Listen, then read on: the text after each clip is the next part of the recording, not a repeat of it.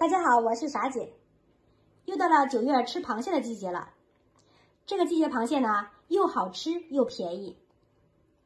马上就8月15了，螃蟹一天一个价。前2天去买的时候呢，是16块钱一斤。今天去买的时候已经25了。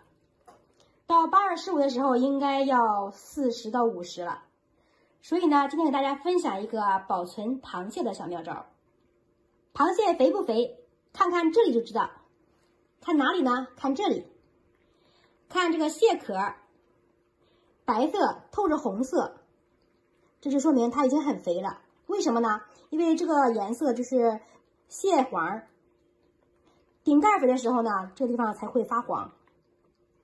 我特别爱吃螃蟹，但是因为螃蟹是寒性食物，一次不能多吃。今天我就分享个保存螃蟹的小妙招，保存10天都新鲜。蒸螃蟹的时候一定要先去掉皮筋儿，然后呢清洗干净。